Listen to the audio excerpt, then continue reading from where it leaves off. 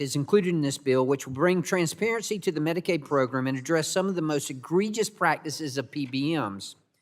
This bill will protect patients, pharmacists, and taxpayers from the abusive practices of PBMs. For years, PBM practices in Medicaid managed care have obscured the true cost of prescription drugs, wasted hundreds of millions of taxpayers' dollars, and devastated community pharmacies by engaging in a practice known as spread pricing. In spread pricing, PBMs charge state Medicaid managed care programs more for prescription drugs than they reimburse pharmacies, allowing the PBMs to pocket the difference or the spread as excess profit. One managed care company has already paid out over $400 million to settle state investigations arising out of their spread pricing practices and has set aside more than $1 billion to resolve claims across the country. This legislation puts an end to the PBM games by prohibiting spread pricing, and as a result will save taxpayers more than $1 billion. $1 billion. So that states can further invest in the needs of their communities. This legislation also increases transparency by requiring pass-through pricing while utilizing and strengthening NADAC, which stands for the National Average Drug Acquisition Cost. NADAC is administered by CMS and is a public benchmark based on drug acquisition costs reported by retail pharmacies across the country and represents the most transparent and accurate market-based pricing available today. By utilizing and strengthening NADAC, states, taxpayers, and pharmacies will know the true cost of prescription drugs.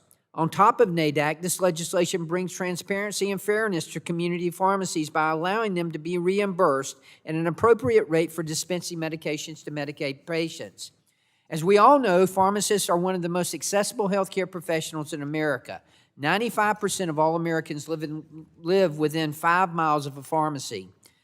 These are the people in our communities that care for our country's most vulnerable patients. Yet because of unfair and deceptive acts like spread pricing in Medicaid managed care system, 4% of independent pharmacies close every year.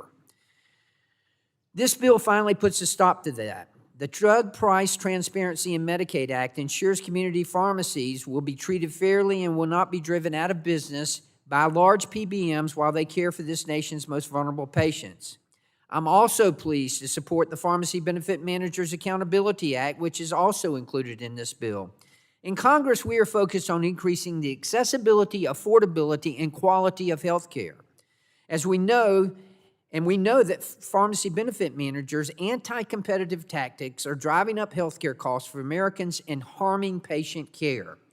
That is why the PBM Accountability Act is an important first step towards bringing down prescription drug prices by addressing the root cause, the middlemen that prey on patients for profits.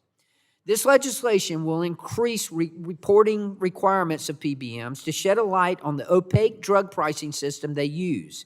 This will empower patients and drive competition to ultimately make quality health care more affordable and accessible for patients and potentially save the federal government over $2 billion over the next 10 years. I applaud this committee. For taking this critical first step and increasing transparency and accountability on these middlemen. I'd like to thank my colleagues on both sides of the aisle, for working with me on these important issues, and I would ask all of my colleagues on this committee to support this legislation. Mr. Chairman, as you know, this is an issue that I have worked on since day one that I got here. I'm very passionate about this and about drug pricing and about PBMs and the egregious practices. And I want to thank this committee. My colleague, Dr. Bouchon, earlier in this hearing told me, he said, we're making a dent finally, and we are making a dent. And it's this committee that's making that dent. And we're doing it in a bipartisan fashion. And I want to thank you for that, and I want to thank all the committee's members for that, and I yield back.